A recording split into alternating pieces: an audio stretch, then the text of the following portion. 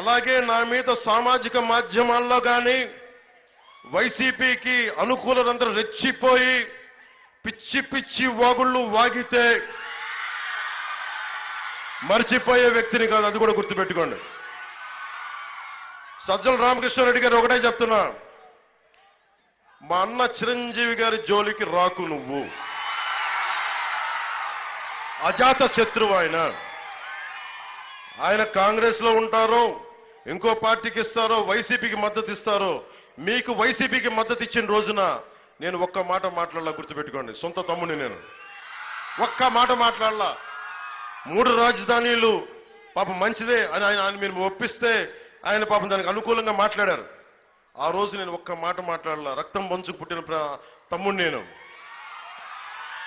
అంత అర్థం చేసుకున్న వ్యక్తిని ఈ రోజున ఆయన కూటమికి మద్దతు ఇచ్చారు లేదా అది నేను ఇంకా చూడల స్టేట్మెంట్. కానీ సజ్జల రామకృష్ణారెడ్డి గారి స్టేట్మెంట్ నా దృష్టికి వచ్చింది. సజ్జల రామకృష్ణారెడ్డి గారు, మా అందరి ట్యాక్స్ రూపంలో నువ్వు డబ్బులు తింటూ, ఈ మధ్యన కేంద్ర ఎన్నికల సంఘం కూడా చెప్పింది మీరు పార్టీలకి మాట్లాడకూడదని. అందుకని చెప్తా ఉన్నా, చిరంజీవి గారి జోలికి కానీ, రాష్ట్ర ప్రజల జోలికి కానీ, బడుగు బలహీన వర్గాల జోలికి కానీ, శెట్టి బలిజల బీసీల ఆత్మగౌరవానికి కానీ, కాపు సమాజం మీద కానీ దయచేసి పైకి మీరు ఒళ్ళు దగ్గర పెట్టుకొని మాట్లాడాలి.